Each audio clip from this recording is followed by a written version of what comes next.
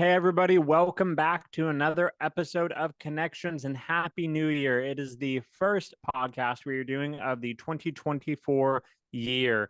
We're very excited because we have a lot planned, and we're also on episode 80, which is just another wow. We're in 2024 and we're on episode 80.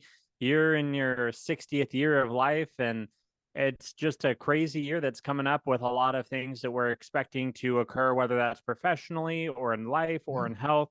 And so we've got a lot of exciting things. And last week we were talking about our resolutions revisited, talking about how last year we made a number of resolutions and how those came. And the reality is we need to be making resolutions constantly in life for our spiritual well-being, our emotional, our physical, our financial. All of those require us making intentional goals and how to sustain those goals, that they need structures around it. And so we talked about all the different aspects that go into making resolutions and how to maintain those structures. So if you want to learn about that, check out last week's. But this week, we wanted to talk about kind of what it looks like going forward into this year, maybe some of the resolutions that we're making, some of which you guys will see and some of which you won't. And as I mentioned last week, I'm looking forward to being able to share some of mine at a more specific and vulnerable spot. That way people can understand, like, okay, he doesn't like expect to move a mountain at once. Because I think that a lot of times, and my wife even asked me, she's like, hey, for those of you who don't know, I've spent the last greater part of a year not being on social media, and it's been great. It's been a great time. She's like, hey, you always do like a year in review though of like different areas and where you grew and what changed and all of that. Are you going to do that again this year? And I've still been very tempted to do it because I know it's helped a lot of people or inspired a lot of people, etc. Um, but I think a lot of times people get the impression that I get up to move a mountain. And while a lot of me is a dreamer and a vision planner and like would love to say let's conquer a mountain every day, the reality is like you have to start somewhere. You have to start with the first steps and then the second. And the reality is, for example, anyone that's ever climbed Mount Everest knows it can't be climbed in a day. It is a multi-week, month-long project, depending on the weather, how quickly you acclimate, all of those conditions, etc. And sometimes you get to the base of the mountain only to find out you can't climb it because everything's too torrential or chaotic or etc. So we want to just kind of get into some resolutions that we've set, maybe some of the biblical underlying reasons for it. I think one of the things that I always admire in the Bible is the amount of times it talks about self-control, temperance, discipline, and oftentimes, like, I mean, there's the verse where Paul talks about for physical training is of some value. And some people are like, well, it's of some value, not a lot. No, it is of some value. If it's mentioned, there's a reason why. And even David's mighty men had to learn to fight both left-handed and right-handed, no matter what was happening, or they would shoot left and right-handed. No matter what happened, they were able to shoot. So the reality is physical fitness and readiness is an important aspect of our walk. So as financial, we see everything from to use an example, my wife and I just recently got to watch The Sound of Freedom. We didn't get to watch it when it was in theaters like we were hoping, but it's on Amazon Prime right now. So if you haven't seen it, great opportunity to watch it. And one of the reasons that Tim Ballard ends up having any success at all is because a man that was wealthy. And that's the reality of it. If the man that he went to, and I don't want to give away, but he had to go to a benefactor. And if that man wasn't incredibly, stupidly wealthy, it wouldn't have been possible to save a huge amount of children. So I don't want to spoil too much, but the reality is when we see this in the Bible, it took resources to move God's kingdom and to be able to accomplish things here on earth. Because the reality is when you're working in a natural world, you need natural means to move things. And one of that is finances. Yeah. Then health, we don't have to go too far down the rabbit hole to explain. If you're not healthy, you're not getting out. If you're not getting out, you're not sharing the gospel. And if you're not healthy, you're not living long enough to share the gospel with many people. And then obviously spiritual discipline, and that if you're not even connecting with God, how are you going to share them with other people? So we're going to open up tonight and we're going to get talking about some of our resolutions, and I can get very vulnerable and open about some of mine and literally the progress of what I expect week one to like going down 6 months. Where do I expect to be to at the end of the year? I think it's interesting as we were talking just off camera before we started this, as you know, Cameron, and as some of the people that are watching know, because if they follow me on Facebook, they've seen I've been posting a lot of photos recently. And in the last several months, photography has become a big hobby of mine. And I've been involved with cameras forever, but more on the video side, videography, and taping our broadcasts and editing and nonlinear editing suites like Final Cut or whatever, back in the day, Sony Vegas and all those kinds of software. So that was video, but I've been into photography recently. So I've been in Lightroom and Photoshop and using my Canon R7 out in the fields, as it were. Got some beautiful pictures of some deer the other day, and or Thule elk, whatever they were. We're not even sure yet. Somebody said white-tailed deer. Somebody said Thule elk, but there was like a herd of like 45 or something. It was amazing. You got a lot of photos, but I was thinking of the word resolutions, because when you talk about cameras or a picture, you talk about how clear is the resolution, how in focus is it. And I find myself in a very interesting position because some of my resolutions are not yet clear. I have some big ambitions, I would say, for the coming year. And as I am in, as you said, my 60th year of life, 59 years of age, will turn 60 in September, my next birthday this year.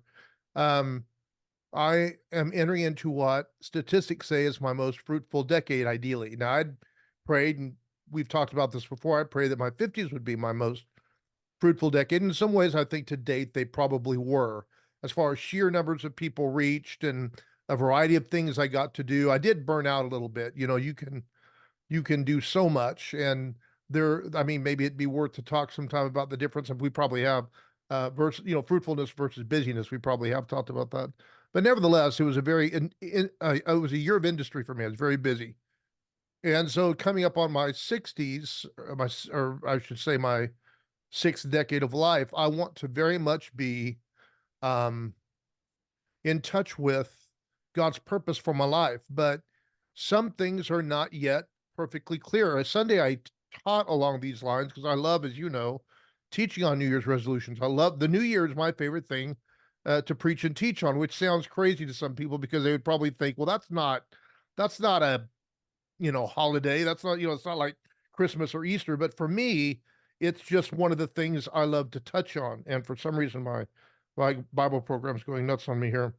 But I touched on some of these things Sunday. And one of the things I talked about were kind of like, I guess you could say, the four stages, for keeping your resolutions.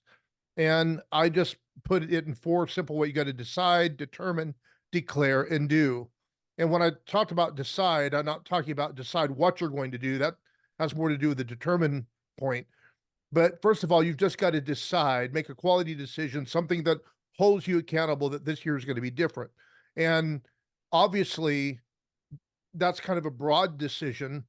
But we have to make decisions of quality that hold us accountable. In other words, if we're always saying, well, this year I'm going to do this, this year I'm going to do that, pretty soon we're going to be like the little boy that cried wolf that nobody really believes, including ourselves.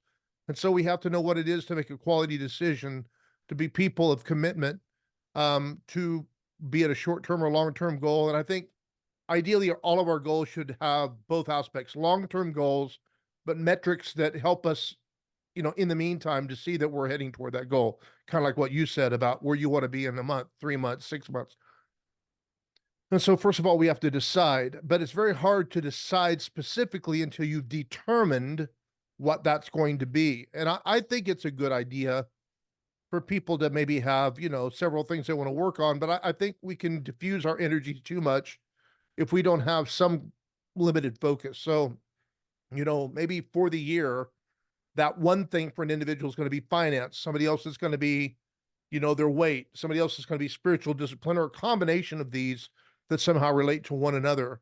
But it has to be something that's measurable, something you could focus on. And I think if you have too many goals for the year, unless they're seasonal and you can accomplish them and move on to the next thing. But I think we begin to get, our energies get diffused and we don't accomplish anything because there's too much on our plate. And so I have several things on my plate that I want to see accomplished. I've been talking to you about the fact that I would like to set up a studio where I can do podcasting, video work, photography, all these different things, much of which is kingdom driven. But some of it also is just to, continue to work on my craft, both as a photographer, as a videographer. As you know, there's certain kinds of content I want to begin producing that's a little bit different than what I've done before. And so I definitely have some ambitions for the coming year, but they're not as fully formed in my understanding yet. And, we quoted last week, Cameron, where there's no vision, the people perish, but that's not the best translation of that, as we mentioned. It's really where there is no prophetic vision or prophetic revelation, the people perish. In other words, it can't just be any old vision, it needs to be a vision from God. And I think that certainly we can have any goal that's admirable and God will be in that with us. But in other words, it can't just be something, that we're setting our carnal appetites on. It needs to be something that God can get behind, something that's God glorifying, something that usually He's laid upon our heart. This year, this is what really needs to be done. I need to start moving in this direction. For an entrepreneur, it might be I'm going to finally start that business, or for a person like myself in ministry, it's going to be okay. This year, we're going to break through this certain wall, and we're going to begin working on this kind of particular project. So it can be any number of things for any number of people, but there has to be a certain amount of clarity. And if you don't have that clarity, if you're in a season of transition, which oftentimes it feels like we live in transition because things are moving so fast in this world, but sometimes we really have a sea change in life where it's very obvious that the things that we once did we're not doing, at least in the same manner any longer. And God's maybe, moving us into kind of a different way. I think about an athlete, Michael Jordan, when he was a young basketball player, he was all razzle dazzle, he lived above the rim. It seemed like he never came down once he jumped up. But as he got older, he also began to do things different. He played smarter and he became more of a post-up player, conserved his energy more.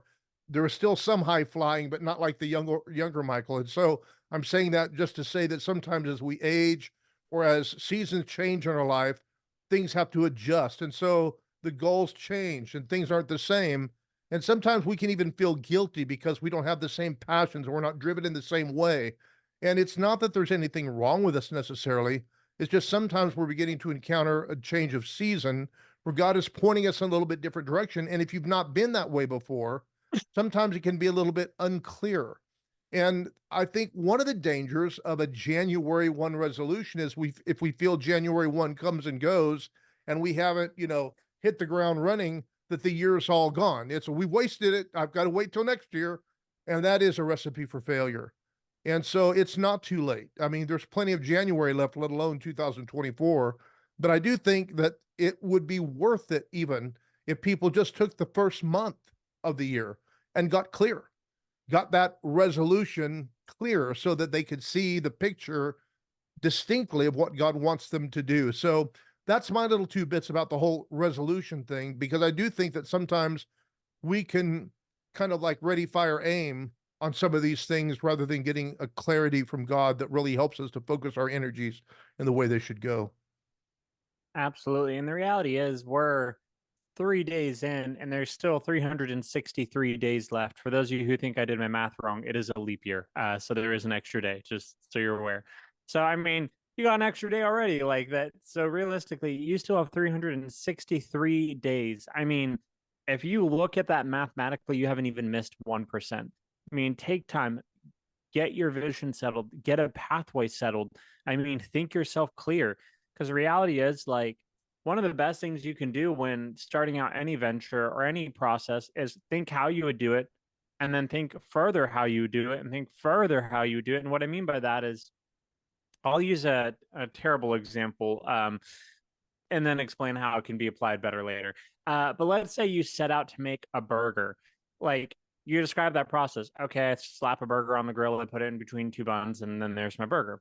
Okay, now let's think about that further. Okay, I get the meat out of the fridge, I season the meat, I put it on like the stove, put some condiments on, some toppings, put it together, eat it. Okay, let's go further. Okay, I pull a burger out of the like fridge. I season it with some MSG, some salt, some pepper, maybe a little garlic powder, some cayenne, some paprika, give it some spice. I'm going to get it on a cast iron really hot so that when I put it down, it's going to sear and it's going to trap in a lot of the flavor and the juices. I'm going to make sure that skillet's really hot. Then I'm going to make sure it's there for about 6-7 minutes, and then I'm going to flip it and I'm going to let it sear on the other side. I'm only going to flip it once because I don't want the juices to fall out. I'm going to make sure I toast my bun so that when the burger gets put on the bun, the juices don't make the bun soaking wet. I'm going to put mayo on it. I'm going to put mustard. I'm going to put pickles. I'm going to put American cheese because American cheese is not going to break and just get all runny and gross. And you see, my point is that literally thinking through the details of it allows us to be more successful further in life. And the way and science has shown, when people have mentally thought about going to the gym and thought about the actual exercise that they were going to do, their body continued to produce muscle even without going to the gym. Now that sounds insane, like people being like, you grew muscle by thinking about working out, because your mind is literally activating those muscles as you're thinking about it. And it's the same thing when people prepare a speech. They think about it. What am I going to say? Okay. Maybe they type it out. Maybe they say it in their head a couple times. They read it so they're familiar with it. Maybe they practice saying it. And it's the same process that occurs as that we are thinking ourselves clear to be able to accomplish what we want. And so at different seasons of the year, maybe you're in that phase. Maybe month 1 is literally thinking through, what am I going to do? What are my goals in my maybe exercise, health, maybe it's personal finances, maybe it's a business, maybe it's spiritual, maybe it's personal like growth, maybe it's learning a new skill. All these different areas, it's like, okay, what do I want it to look like day 1 when I start? What's something easily attainable day 1 to get progress under my foot and start building a habit? What's day 30 going to look like? Where do I expect my workout, so to say, for that skill or area you're trying to grow in? Where should I be around day 30? What should month 6 look like? What should month 8 look like? How do I know if I'm making goals and actually achieving them and they're realistic and I'm growing in that? Or maybe I'm slacking off. How do I assess that? And you have all those different ways to evaluate. And I can even use some of my examples. I'll start out with exercise goals for me. And you guys are going to find them incredibly funny, probably. But to me, they're where I want to be, because I've never been like, for those of you who don't know, if you've never seen my dad in person, most of you probably have, he's really buff. He's strong. He can lift a lot of weight. That has never been my goal, is to be able to lift a lot of weight. I've wanted to be able to lift my body really well, because I'm someone that, for example, I enjoy rock climbing. Rock climbing is one of the most fun things to me. I don't know why. I can't explain it. It's just you get to like plan a path, try and accomplish it, and then you get to swing around. I've just always thought it was really fun. Rock climbing does not reward you if you have a lot of muscle. It rewards you if you know how to lift your body well, because the more muscle you end up accumulating, the heavier you are. So when gravity starts acting on you, it's just counterintuitive. So for me, exercise wise, I thought I want to get better at handling my own weight. So I thought, what would be a 1 year realistic goal? So I set out 2 goals. That's it. 2 for exercise. And they have to do with upper body, because I like rock climbing and want to be able to rock climb better. And so number 1 was being able to do 100 push-ups at once. Again, that might sound funny and hilarious to some people that are weightlifters. It's like 100, that's it. Well, I don't think I've ever done 100 push-ups at once in my life. Because at one time, that's a lot. Yeah. But there are so many people that do way more than that every day, and it's not an issue. But to be able to at one time push out that in my body weight is important, because if I want to be able to rock climb, I have to continually hold weight on my body. The other is to do 10 pull-ups at once and to do sets of those. Again, sounds strange, but part of rock climbing is just pulling up your weight. And while I've been able to do maybe 10 pull-ups before, to be able to do consistent sets of 10 pull-ups is important to me, because it's the recovery of my body, so that if I were to do rock climbing, like I said, I'd be able to do a couple climbs, stop, take a break, go back, do a couple climbs, stop, take a break. But do I think that by month 1, I'm going to get to 100 push-ups? No. And if I try, I'm going to burn out so quickly. Do I think that I'm going to get to 10 pull-ups by end of month 1? No, because I think I would burn out and get tired of it. So what did I decide? Am I going to do like 20 push-ups like 5 times a day to try and like to start out? No, that'd be miserable to me. And I just realistically don't have the habit of it, and I don't look forward to it. And also the type of push-up I'm doing and the type of pull-up I'm doing are very slow and agonizingly slow, intentionally, so that I'm not doing anything incorrect, but that I'm doing proper form. So for pull up, it's all the way extended. I start like almost at the ground, pull myself all the way up, and then go down very slowly. Push up, start all the way extended, go to 90-degree, and all the way back up very slowly. If you guys ever were in PE and did that like push up video thing or the track where it's like up, down, that's literally what I'm playing in my head as I do it. And the reason why is just because I know where I want to go. I want it to be steady muscle, not quick push out and then be done. So what I started with literally week 1 was do 10 push-ups a day, do 1 pull-up a day. And you guys are like, okay, Cameron, you could easily start off more than 10. Yeah, I could, but I'd rather start somewhere where I'm comfortable and slowly build up over time and get in the habit. Because if I start with a habit that's easy, let's say 10 push-ups a day, I could easily knock out probably 3 sets of 25 throughout the day, no problem. But am I going to be miserable thinking like, man, I'm going to go do my 25, I'm in the middle of work, or I start out with 10 one time a week or one time a day every day of the week. And then next week, maybe I do 10 push-ups twice a day for the week. Third week, 3 times a day, 10 push-ups. And then I slowly increase the amount of push-ups. And that by the time I get closer to the end of the year, that's where I'm hitting maybe 70, 75 push-ups 3 times a day. So that I know, because realistically, if I'm doing it that many times a day, I know I can knock out 100 in one set. Same thing with pull-ups. It's like, hey, yeah, eventually I might get to do 10 pull-ups at once, but can I do multiple sets of them and starting? So the reality is 10 push-ups, 1 pull-up a day. And I can get it, and I'll get into the other areas of growth that I want to get into. But realistically, it's setting something that's at a easy level. Like I said, I thought through, what do I want to accomplish? Can I do 10 push-ups? Yeah. What does it look like to do 10 push-ups? Well, I could do them really quick and get nothing, or I could go really slowly. And one of the there's a lot of different ways to work out, as anyone would know. You have aerobic, anaerobic, and then even in those, like aerobic, you have your long distance and endurance versus high intensity interval training. And then working out, you have like powerlifting to isometrics to, it goes all over the gamut of what you're doing.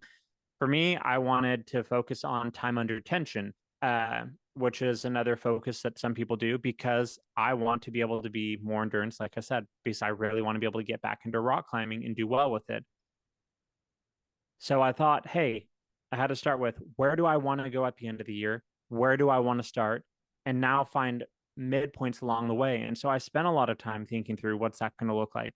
Am I going to be able to maintain that? Am I going to be able to start a habit that's convenient and keep it going? For example, brushing your teeth is a habit that we have since childhood. So it becomes very easy to us. But let's say you go to the dentist and they're like, hey, you're not flossing enough. And it's like, well, I never floss, is why. And they're like, okay, I need you to start flossing 3 times a day because you're so behind on flossing and your gums need to get in better health. You're like, 3 times a day? You're like, when am I supposed to floss in the middle of work? And all of a sudden, that habit becomes a huge impediment to you because you're like, I don't know how I'm going to do it 3 times a day. So it's more likely that your dentist is going to be like, hey, you need to start flossing like once or twice a day, once in the morning, once at night. And they're going to try and give it to you at intervals where you can realistically do it. And it's hopefully they're not telling you 3, 4 times a day, because it's not possible to get there at that, because you're creating a habit that's too far beyond you. So, like my dad said, it's good if you guys start the year of thinking your vision, thinking it clear, getting it laid out, because it's we had the verse last week and we said it, it's the write a vision and make it plain, write out on the tablets of your heart.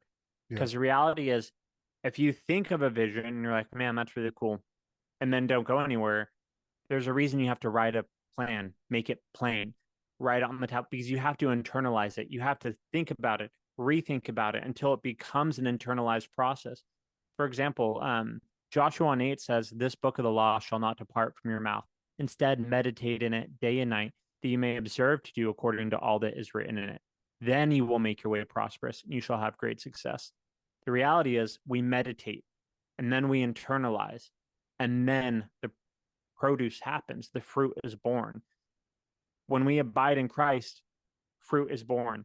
Is it born as soon as we abide in him? No, abiding is a process. It is a continual action. It's not, hey, come visit me once and you'll bear fruit. It's abide. It is a continual process that needs to occur. So same thing in our life of making a vision and making a plan.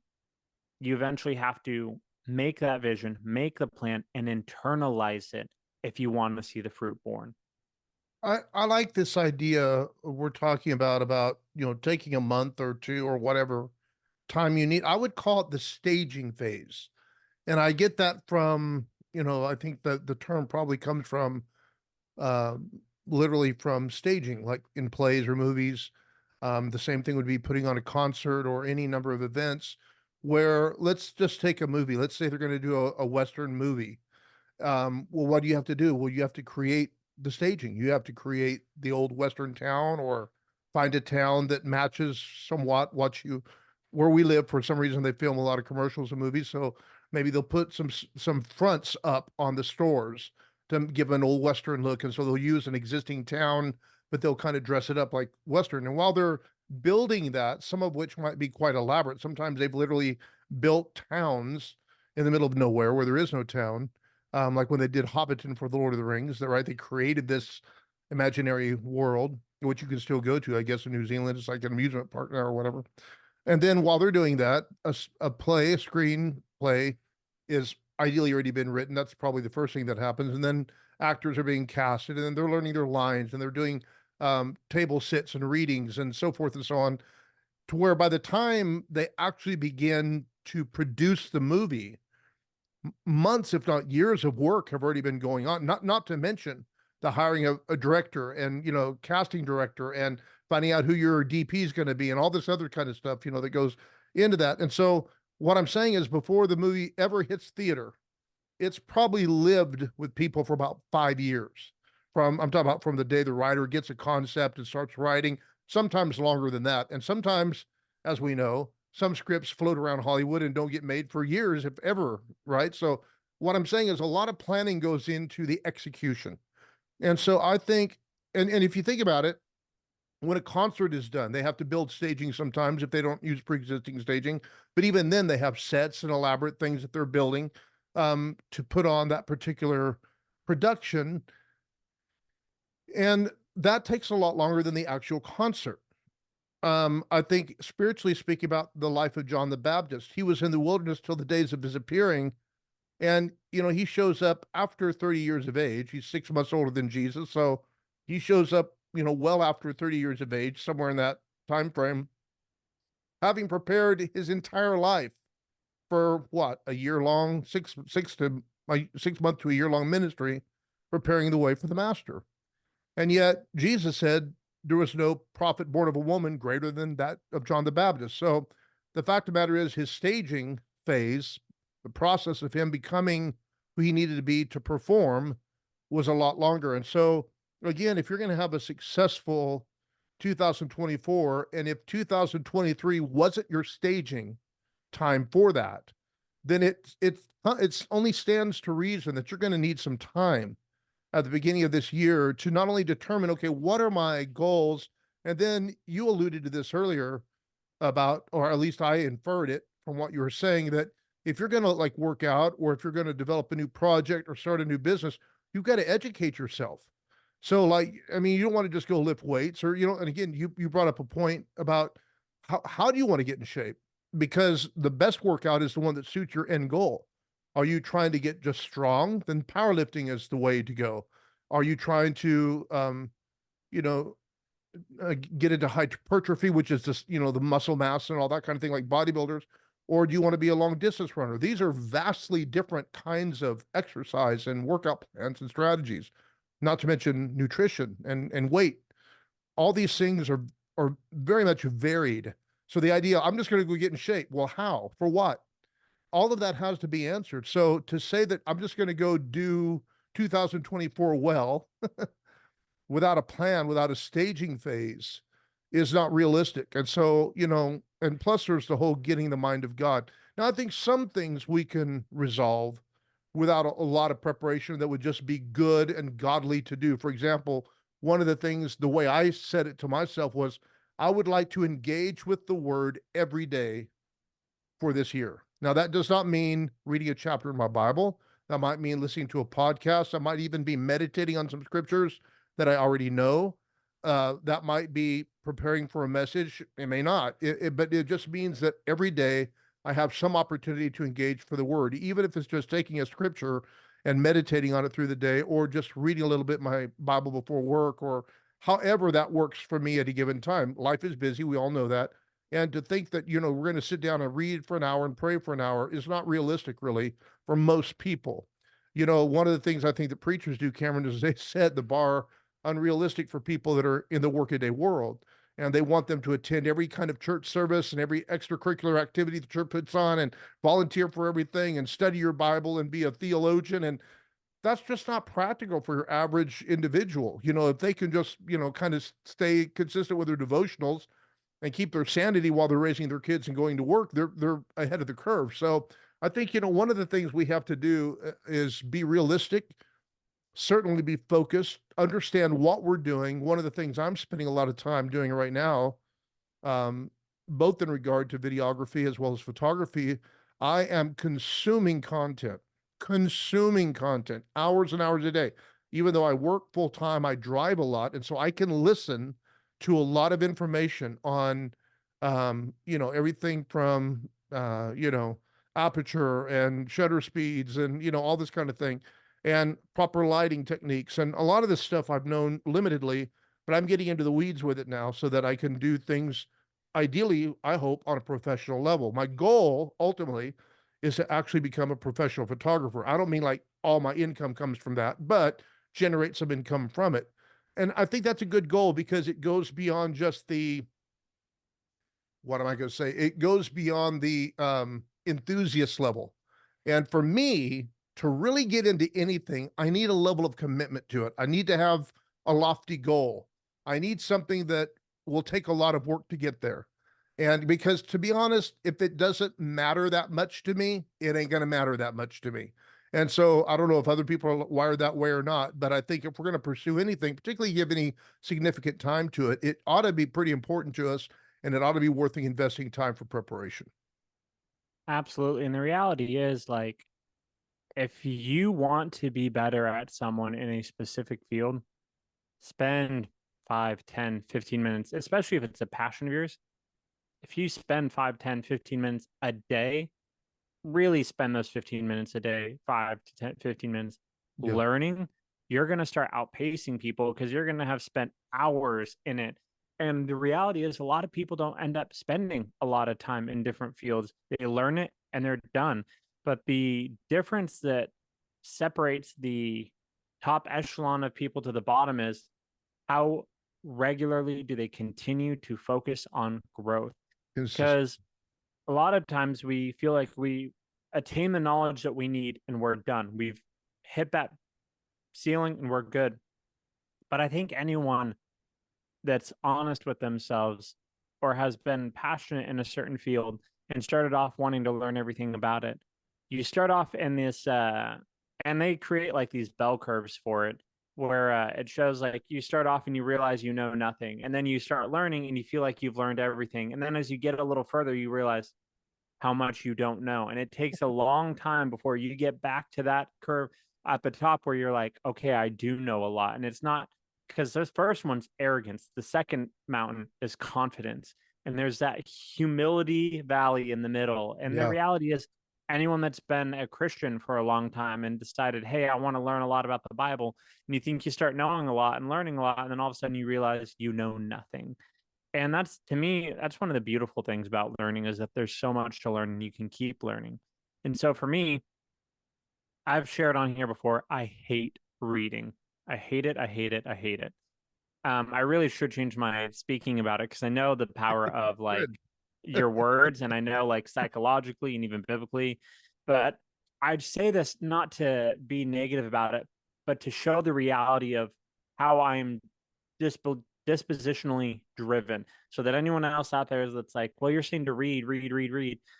Well, I don't like reading. I don't like it either, but I do it because I know it's important.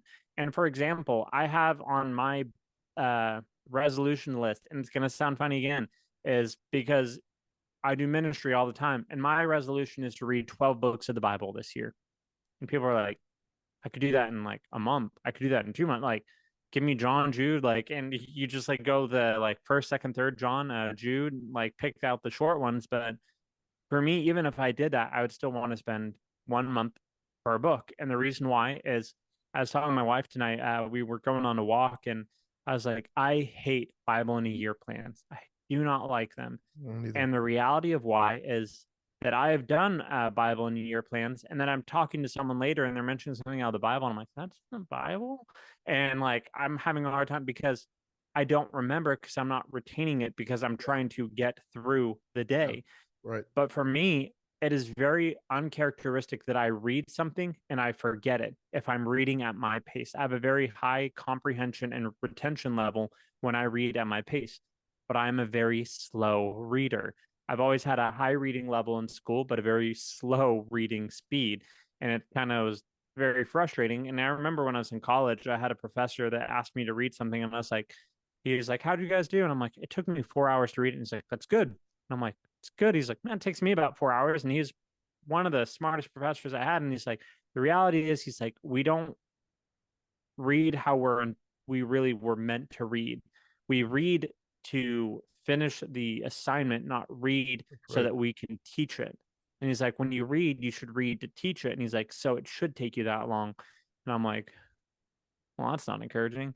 So for me, I set limits, because otherwise I get distracted, or I start, because there's so many times I've set out to read long passages of the Bible, and it's like, oh, there's Jesus's genealogy, and then all of a sudden he's on the cross. What happened in the middle? Like, and I've missed it all because I'm so focused on trying to get to a certain place. So I set a time.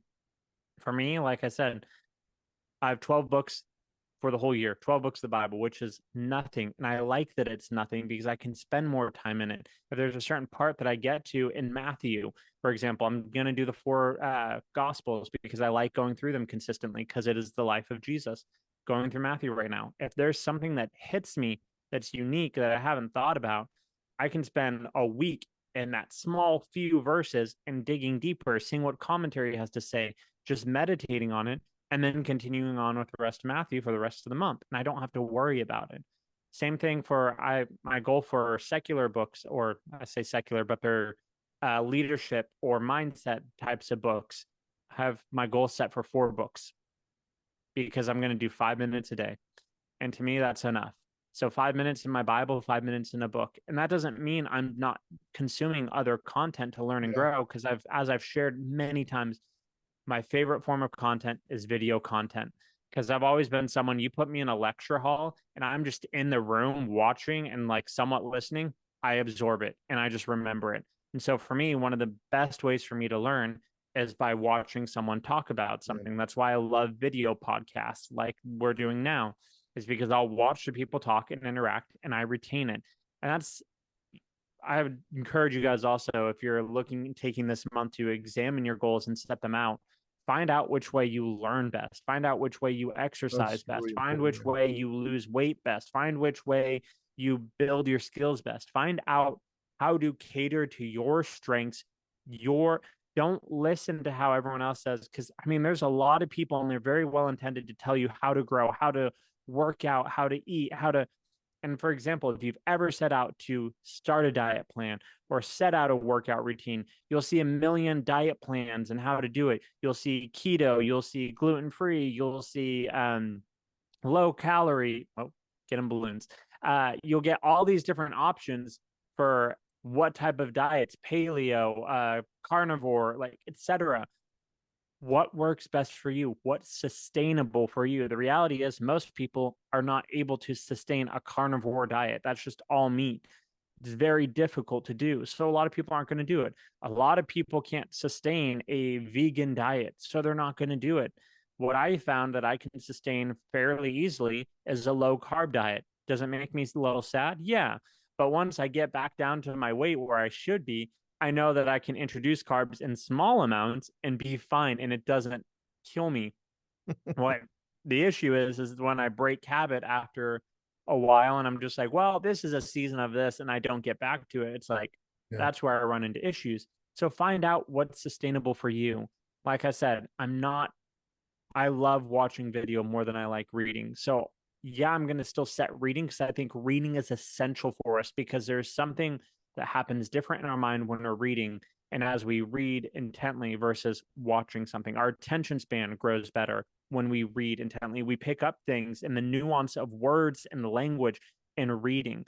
My wife and I just watched Fahrenheit 451, I think is the movie. It was a book originally, for those of you who don't know.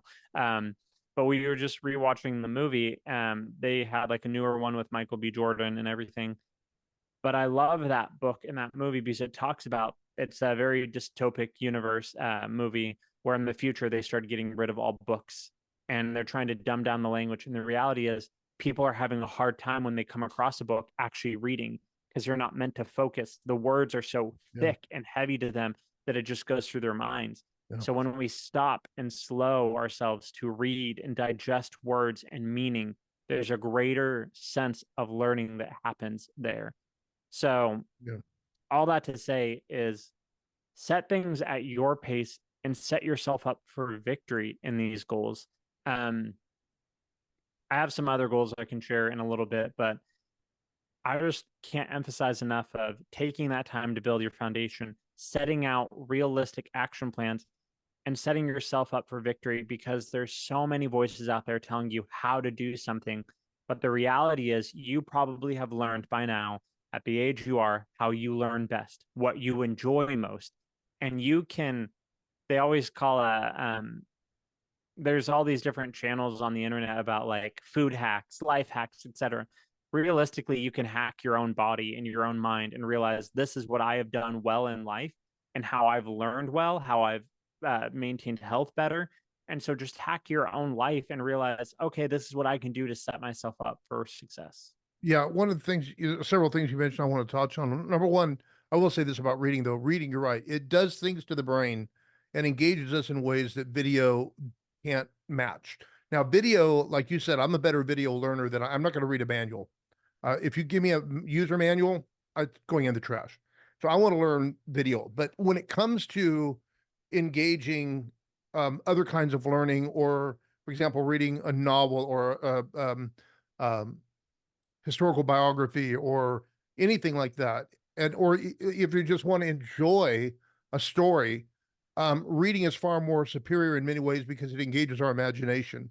All of us have had the experience of watching a movie based on our favorite book, and we said, no, that's not what that character looks like, because we've got our own image of what he should look like, and we've done our own world building internally.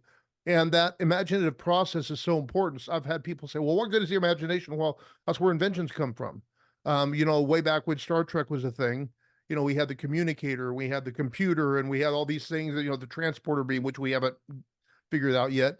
But almost everything else we've pretty much superseded. The communicator has been superseded by the smartphone. The computer that they spoke to, we have computers far more sophisticated than what they had on Star Trek in many ways.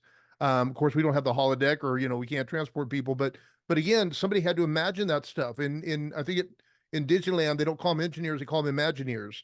And the idea is that if you can think of it, you can build it, and there's a lot of truth to that. But one thing you said about it's really important to find out what works for you.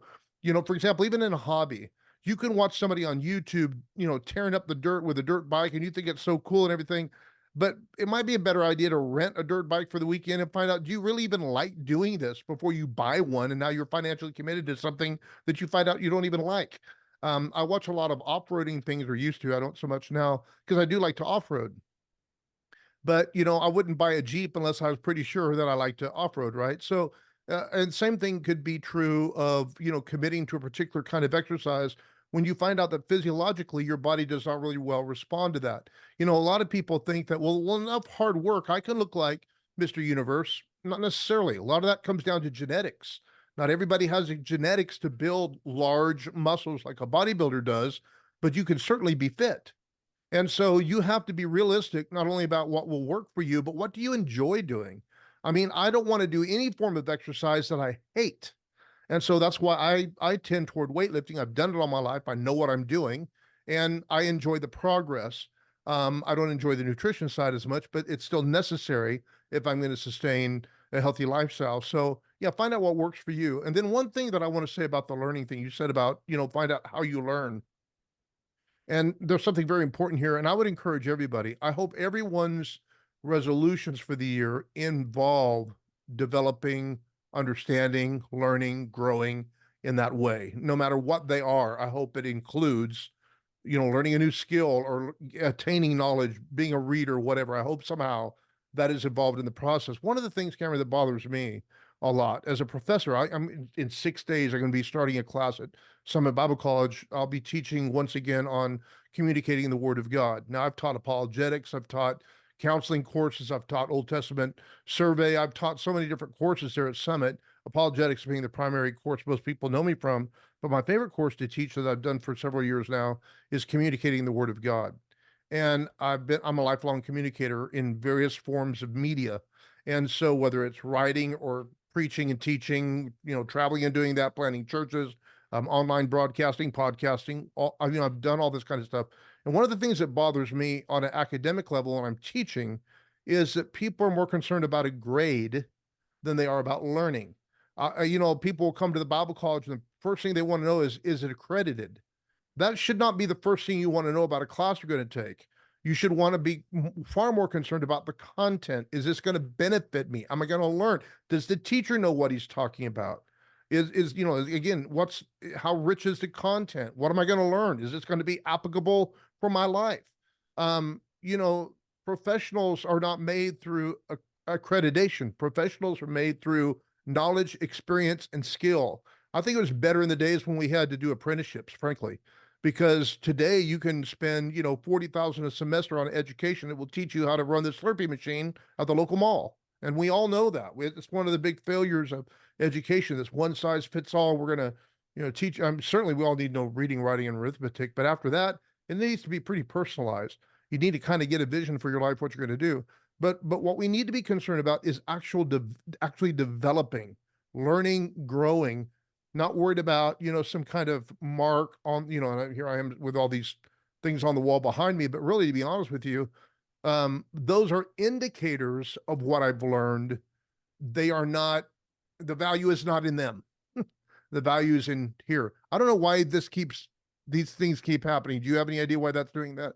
Yeah, I do. I can talk to you about it later. Okay, well, we'll figure it out. But anyway, we're celebrating, I guess. So anyway, that's too funny. So the fact of the matter is, if you're going to develop, if you're going to learn and grow, you've got to do it in a way that's going to be conducive to how you're wired.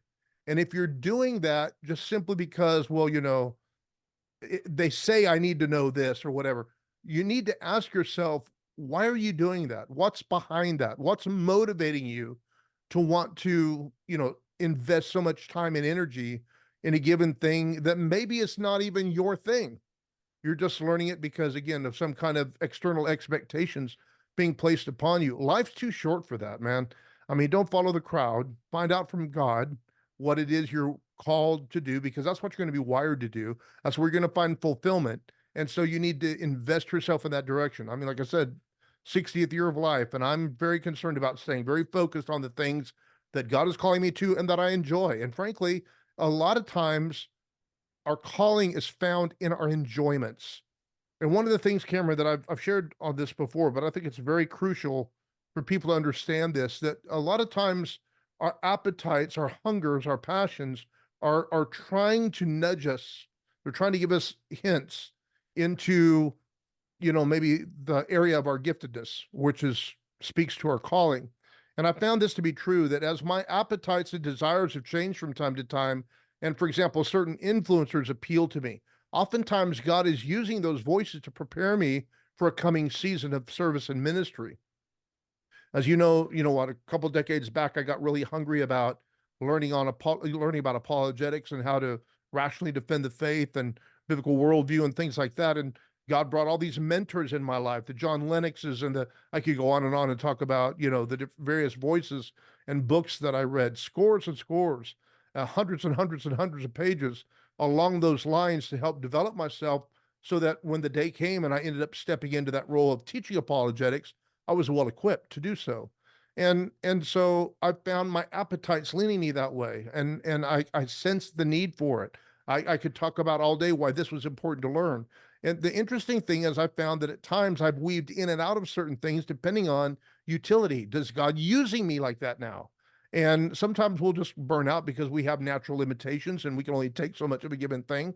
But sometimes the reason why we don't have the same passion for something is because God's moving us into another season. And if we find our appetites gravitating to certain things that other people are doing, and we find, man, I just think that's fascinating. And man, I'd love to do that kind of thing. Listen to that, because sometimes God's using that internal GPS, if you will, to guide you in the direction of calling. Now, not always is everything we're passionate about related to our calling, but if your heart is surrendered to the Lord and you find yourself gravitating to certain things, you think, man, I would love to do that. I think I could be useful doing that. I think that's something that I could be passionate about. Then oftentimes that's God speaking to you. You know, I've shared the story before. Let me share it real quick. My friend John Swanner said that, he said, sometimes they'll have a certain project going on at the church. God will put something on their heart. It could be, whatever it is. It could be a teaching certain platform. Maybe they're going to do a school. They're going to do, I don't know, worship things or whatever it is, certain kinds of services maybe they're going to do. And he said, we'll be real passionate about it. We'll be driven about it. Sometimes a given project, it might even delegate it to somebody else. He said, one day I'll wake up and realize my heart's not in that anymore. And the reason why is that thing has run its course, it's come to an end. And he says, I go on a journey to find out where my heart went. And that's kind of where I've been. And that's why some of my things are not quite in focus. The resolution isn't clear because my heart's been changing. I was talking to a good friend of mine I went to Bible college about the other day about how my heart is moved way more away from more the brick and mortar expression of ministry, like planting churches and so forth, into more media ministry. And part of it is because the obvious opportunity for reach. I'm reaching millions of people rather than scores of people, but we still need the local church. It doesn't do any, but it's just my heart is moving in that direction. And in addition to that, just other forms of creativity to reach a world that's not quite so interested in what the church is interested in. We're trying to use the same bait to catch the world that, feeds us. And that's not necessarily reasonable. And so my heart's kind of been gravitating, and I feel there's this like internal wrestling match in me, the loyalty to previous seasons and, the familiar paths that I've tread there versus maybe some new pioneering territory internally that'll move me into certain areas of service. And I think this year is going to be a part of that. And I'm interested to see where it's going to go. But like I said, part of my passion is just for photography. And one of the things I've found is that if you create beautiful things, there's something about beauty. We talk about the good, the beautiful, the good, and the true, these different aspects of God's character and nature. God is the author of the aesthetic of beauty. And there's something about art, for example, that captures people in a way that even music, think about it, that's a form of art. It captures people's hearts different than, say, like a lecture does. You can have a great speaker speaking about wonderful things, but if you put it in song, it'll reach a different group of people, or maybe more profoundly reach a generation of people that maybe it wouldn't in a speech. And so sometimes we might find ourselves moving in very strange places, unfamiliar territory. But I don't think we should assume, well, this can't be God because it's not ABC that I've done before, or this isn't the traditional way we've done things. I think we just have to leave ourselves open to God taking us down different paths, um, maybe sometimes to get a different audience or to speak a different language to, like Paul said, I become all things to all men. And maybe God's expanding your heart to reach beyond familiar boundaries because there's people out there that need what he's putting on the inside of you. Absolutely. I actually want to take a bit of time to go over my resolutions with everyone because I promised that I'd be transparent. One of the things I did want to say that was sparked by what you're saying, one of the best things that you guys can do in approaching this next season is we talked about a lot of them of, like we said, write your vision, take time thinking through it, but also in that same vein, read your goals every single day. Read them, remind yourself of them, because the more we put something in the front of our mind, the more we naturally tend towards it. So as I have like health things, even the past few days, I started looking up health things that I'd forgotten about from when I was on my Optivia diet a while ago. Again, I'm not doing that this time because I know how to manage my health better now, but there were some things I wanted to learn. So let me go through some of the resolutions and I'll get back to that point. So I mentioned one of them is to be able to do 100 push-ups. I explained why, and sets of 10 pull-ups. Again, I've never been one that wanted huge muscles because I like being able to touch my hands behind my back. And whenever you see really big guys in the gym and they go to like get their arm behind their back, they're like, oh, oh, and I'm like, and I've just been like, come on, like I've always been a very flexible person, and I enjoy being able to do things very active and moving. Sports, for example, is not something that tends to benefit and doesn't make sense for a lot of people, but like maybe football it benefits, wrestling it benefits, but something like volleyball or tennis that I like, flexibility is more important. Um, so one of the things that, so those are exercise. And then I have health, and I differentiate those because there's a difference to me of, because there are a lot of people that are very strong and very unhealthy. And so one of the things health wise was I want to be lower than 190 pounds. My goal right now is to get to about 185, but my actual year end goal is under 190, like consistently. And then the other one is 10 minutes or 10,000 minutes of walking this year. Now, again, for a lot of people, they're like 10,000, that sounds like a huge number. Realistically, it's not. But for me, it's a big number because I sit at a desk all day. My job is to be at my desk all day long. And so, and I stay at home. So I don't even like walk around my building, like, or like an office building, like talking or anything. I'm stuck at a desk all day. So 10,000 minutes of walking is about 30 minutes every day, give or take about 30 days minus, because I want to give buffer room. And 10,000 is a nice number. But for example, like I said, because 190 lower than 190 and 185 has been in my mind the past few days, one of the things that's come up is, for example, today I was looking at, okay, how do I get my metabolism up? What's a good thing again to do all of that? So I started looking up on like different medical websites. What are things that have shown to improve metabolism? And then what things am I willing to do on that list? For example, two of the things I'm absolutely not willing to do. One of them was to drink energy drinks. I drank them when I was little, but I know how unhealthy they are for kidney, liver, heart, body. Not interested in drinking a bunch of energy drinks. Yeah, another one was drinking coffee.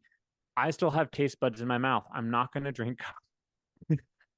I joke, but I just think coffee is gross, and I don't like the taste. But one of the things I can drink is green tea. That's something that's been consistently shown in studies to increase metabolism. Eating spicier food, eating lots of protein versus other things, because Yeah. protein is it takes the most calories of your body to digest and deal with than any other type of food. So high proteins are important. It's also the Drinking most more. satiating macro ingredient. It satisfies you more than any other. I did not know that. Yep. See, learning more. Yep. Water, drinking at least 64 ounces of water. People are like, well, why 64? Because they recommend drinking 8 ounces a day. 8 times 8 is 64. For those of you who have forgotten your math facts that you just didn't find them useful in life, but 64 ounces. I try to go for 80 because I have a 40-ounce tumbler, and drinking two of them is easier than trying to say, okay, one and 2.5. Like, no, I'm just going to say two of them. Another is to eat frequently, of eating every 3 to 4 hours. And so setting out times of when I should have eaten throughout the day. Not getting super crazy about it because sometimes your schedule just doesn't fit well with it. And then another thing was to build muscle, because the reality is 1 pound of muscle burns 6 calories a day, while 1 pound of fat burns 2 pounds a day. So the reality is, and for a lot of people, they're like 6 calories a day for 1 pound of muscle. That doesn't sound like a lot. But you put on 30 pounds of muscle, and all of a sudden you realize that that's 180. So that's 180 more calories you can have in that day. For those of you who don't realize, maybe you want to be able to have a soda every once in a while. Well, most sodas, like if you get a little can of soda, it's going to be under that 180 calories. Now, again, choosing what's healthier or what not, maybe you skip the soda most of the time. But my point of bringing all that in was because I've been fixated on getting under 190, it's something I've been looking into. This is a goal from like last year that kind of has been spurred on for this new year, going towards financials. Something I haven't shared yet publicly, which I'm doing for the first time right now, is that last year I started a business. I'm not going to get into what that business is currently because it's just time wise and everything, and then the questions are born. but I got into a business that focuses on real estate. Um, and so I started a business, and I've been in a lot of the learning process and building that company and creating connections. So this year, one of my goals is start creating income through that company.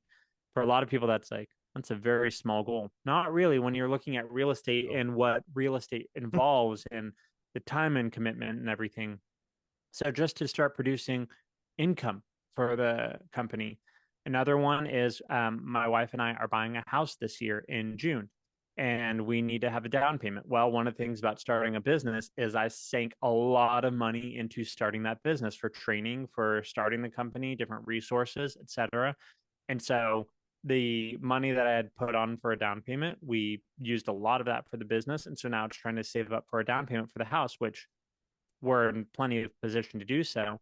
But that means financially, I have to save a lot more. And so we're setting aside 25% of our paychecks, every single paycheck, to try and save up for a down payment.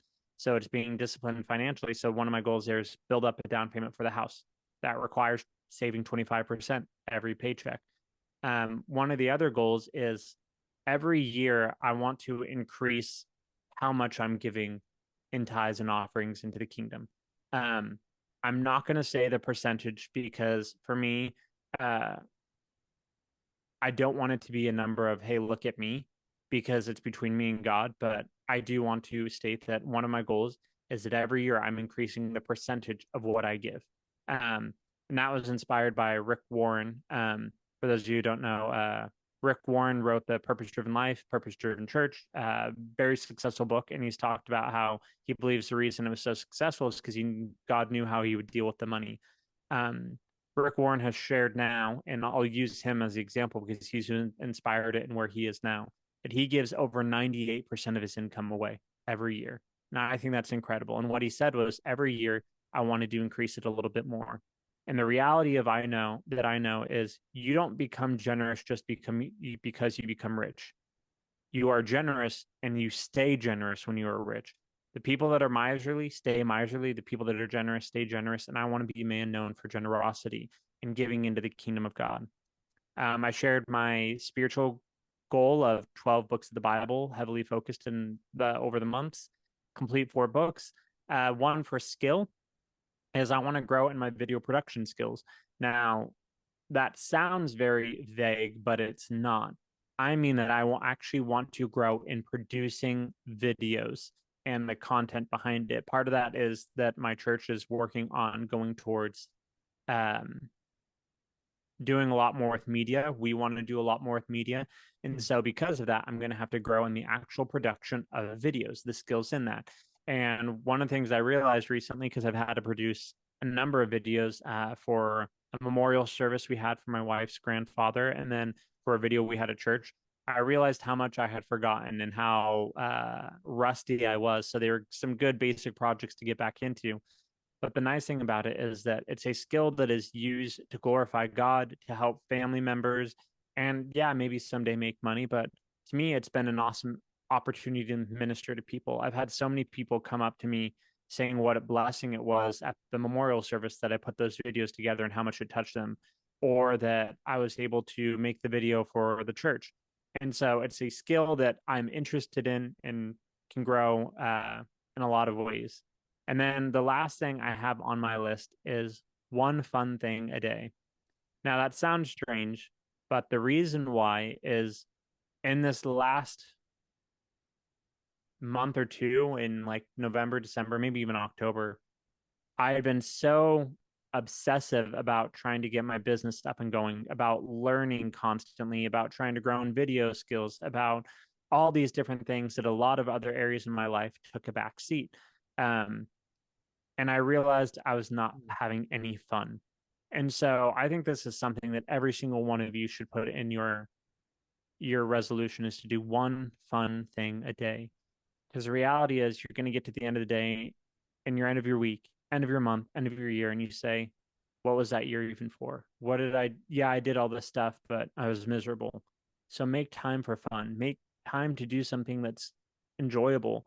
One of the things that I started doing, like around Christmas time, well, as I mentioned, I think I mentioned it on this podcast, is that I was given a gift card and I bought a game that was on like sale. And I hadn't really played video games in a long time, which for anyone who knows me growing up, or even my dad might be like stunned by that. But the last few years of my life, I've hardly played any video games. And it's just because of busyness. And when I was to give you a glimpse into my life, when one video game came out when I was in high school, I put over 100 hours in the first week. The first week, I did not sleep hardly at all. I played video games because I love video games. Obviously, I'm not going to get to that unhealthy place, but just making time to do something fun every day, whether that's my wife and I going out and having a date night and doing something fun, or taking time to have fun with my daughter, or whatever it is, making time to do something that I can say is genuinely fun. Because a lot of times people will be like, hey, come along, do this. It's fun. And you're like, it's not fun for me. Make time for yourself every day to do something you're going to enjoy. Yeah. And again, like I said, these are my resolutions. And because we tell you guys to make resolutions and declare them, I wanted to make declarations to you guys so that you can say at the end of this year, hey, Cameron, did you live up to it? You're asking all of us to live up to it. Did you? Hold me accountable. Ask me about it if you see me. Feel free to. I encourage it. I'm not on social media, so if you don't know me in person, it's going to be a little more difficult. But as I mentioned, it's starting out with week one of what can I start with? And like I said, it's 10 push-ups a day, 1 pull-up a day, 5 minutes of Bible reading, 5 minutes of book reading. I hope over the course of the year, and obviously some days I'm going to be more motivated to work out more. If I do, great. I'm not going to beat myself up for working out more. Some days I'm going to want to read the Bible a lot more because I'm interested and I might want to spend an hour studying a passage that I got obsessed with. Fine, I'll do that. If I enjoy walking that day and I want to walk more than 30 minutes, today I walked more than 30 minutes. Oh, well, I'm going to walk more. If I'm drinking more than 80 ounces of water, all the power to me. Like, all these things are good things. And I've mentioned on here before, if anything is worth doing, it's worth doing halfway. No. And if there's something that you've found that has become a discipline and you want to do it more than your allotted time, then do it and have fun with it, because that's when it becomes a passion and not a chore or a burden. I think a lot of times people are like, oh man, I wish I could do this a little more, but I said that I would only do it for 30 minutes. If you're reading and you're learning and you're having a great time, read a little longer, enjoy it a little more. I don't think you're going to end up regretting that time as long as it's not being detrimental to other areas of your life. Right. All this to say, I wanted to be very transparent with you guys of in health of where I'm. Oh, by the way, weight wise, I'm starting at 215. So I'll give you guys some metrics of where I'm at currently. Push-ups wise, I think I could maybe do like 20. Pull-ups, maybe 2. I've gotten really weak because I've not worked out at all how I should be. Walking is not an issue, but I am at 215, wanting to go to about 185. Down payment wise for the house, we're about, I'd say, halfway there, and we got 6 months before buying the house, so we have plenty of time to get there. The business has made no income, so if it makes income, that's the win I'm looking for. This last year, I probably, gosh, I don't know how many books I read. I read a couple, but the issue I have, and why I said 4 books, is I start a lot of books. I start a lot of them, get about halfway through, and I get tired of how repetitious they are, and I give up on them. Because I'm just like, you said this already, I learned this already, goodbye. And then books of the Bible, I don't know how many I read last year. Probably a lot more because I did a lot of Bible plans with people that, like I said, quantity of reading does not equal quality of reading. Look for quality of reading, not quantity. Video production. Last year I made like 3 or 4 videos. I want to make double that this year, and then having fun. So just give you guys some ideas. I want to be transparent because we call you guys for up to things. And if we're not living up to them, then why should we be calling you to them? So there's just some transparency, some resolutions, so you can see what they look like in my life, how you might be able to apply them to your life. I know this is a lot more practical than biblical right now, but part of this podcast is not just being super spiritual and ethereal and way out there, but getting into the practical of our life.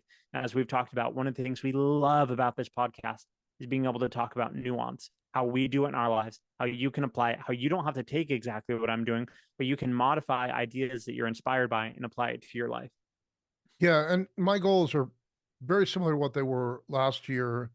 Financially, I achieved a lot of my goals last year. As you know, Cameron, I'm pretty much out of credit card debt, just a little bit. But the reason why I didn't pay it all off is I had one credit card particularly that had a no interest period on it. And so I figured that one I could pay off incrementally and really focus on the high interest ones. They're all paid off, thank God. And so I'm down to just a very small amount on that last credit card and I'm paid off. And then physically, my company actually is doing a weight loss challenge, and that starts tomorrow. So Monday, technically, I'm starting with my wife. She's starting Monday, so I'm starting Monday. And actually, I didn't want to start till the weigh-in on tomorrow anyway, because I wanted to go ahead and be able to maximize my weight loss. So the trick for me, Cameron, is going to be maintaining muscle mass and strength while losing fat. So if I don't win the challenge at work, that's fine, as long as I'm losing fat while retaining muscle. Now, I'll probably lose some, because if you lose fat at any kind of accelerated rate, you tend to lose a little bit of muscle, but I'm willing to sacrifice a little bit. I'm very strong right now. I can't bench 315 like I did when I was in my mid 40s, but I did 285 recently, and I was going to try to get to 300, but I'm not that worried about how strong I am. The point is, I want to be fit, I want to be strong, and I mentioned also a goal about becoming professional in my photography. By the way, that doesn't mean I'm changing vocations. I'm a minister, I'm called to ministry. I pastor a church. I serve as full-time as a hospice chaplain. In addition to that, I do a lot of media ministry. We still broadcast into the nations. So we're very, very busy. We have opportunities all the time to broadcast overseas, online, live events, recorded events. If I wanted to, I could be just doing that all the time and nothing else, but I can't do that right now because I work full time. So I'm still very much involved in ministry, and even my photography stuff. I wanted to still glorify God. Had the opportunity the other day, as I said, to film some beautiful images of these deer, a huge herd of them.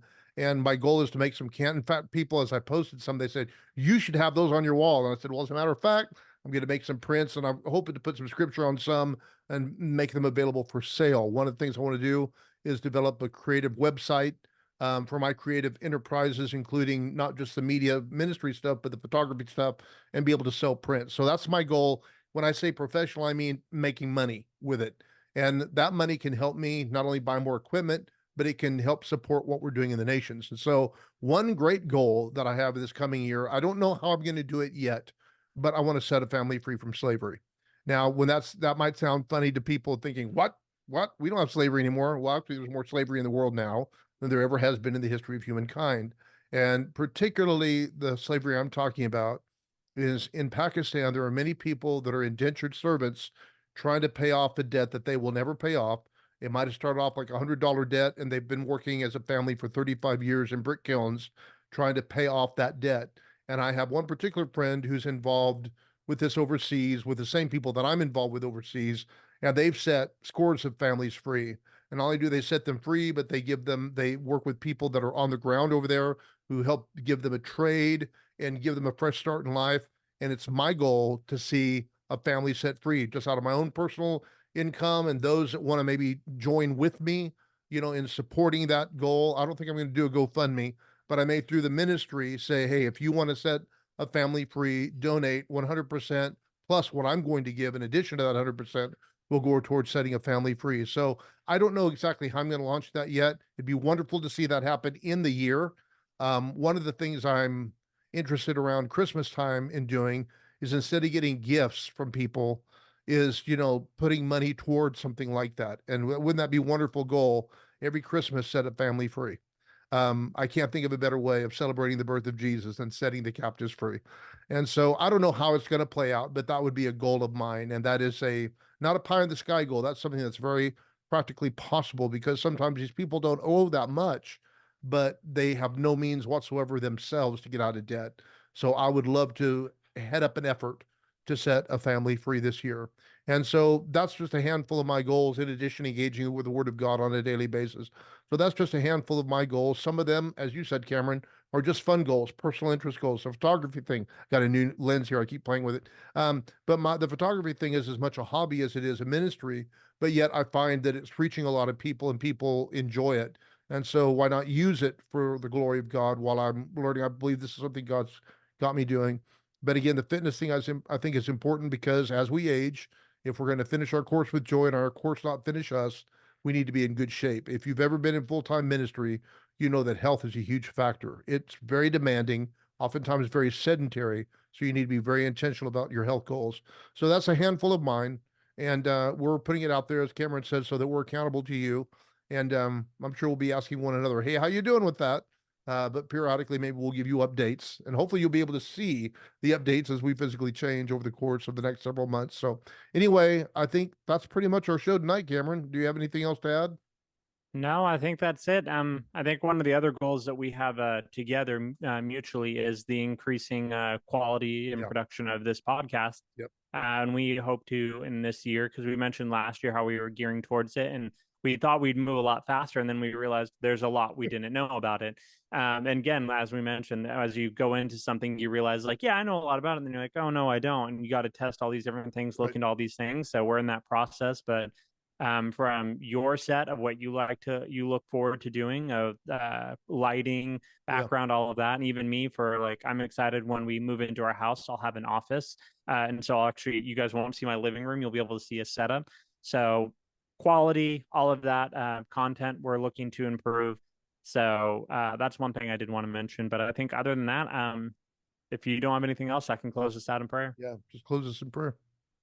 Lord, we thank you that you are an amazing God, that you are a God that in the fruits of the Spirit, you included self control. So we know that it is part of your plan for our lives to be have self control, to be temperance minded. We pray that in this season of our life, as we endeavor to make strides to build our character in order to glorify you through us, to become better vessels, that you help us, that you give us visions that we can pray and you can show us the parts of us that you would like us to change, whether that is to get in better health, or better finances, or grow spiritually, or grow emotionally or maturity wise, that you can reveal that to us and that we are just humbled and willing to hear you, willing to listen and to make those strides and those efforts, that we can call people alongside to be accountable, and that you can give us a vision of how best to accomplish it. We thank you that as we strive to grow and learn, that we can honor and glorify you in our bodies and our souls and our minds, that in every part of our effort, that it isn't meant to make ourselves look better, but to show that we as Christians live disciplined, Christ-centered lives in order to glorify our Father and the Son and the Holy Spirit. We thank you that you're helping us grow. And we thank you that you're leading us into new and exciting paths and journeys. It's in your Son's name we pray. Amen. Amen. Well, we should be back again next week. Sans the balloons and the fireworks. And Yeah. oh well, hey, it's the new year, right? So we have to be a Yeah, little it's just festive. celebrations. Yeah, that's right. Anyway, God bless you guys. Thanks for joining us tonight. And hey, why don't you message us, private messages if you want, or you put in the comments. What are some of your goals for the coming year? What are you looking to do? Maybe has this inspired you? Has it helped you? Do you have any things that you would like us to talk about, on this broadcast in the coming year? All good things to talk about and share with us. We'd love to hear from you. So God bless you guys, and we will see you next week. Bye bye.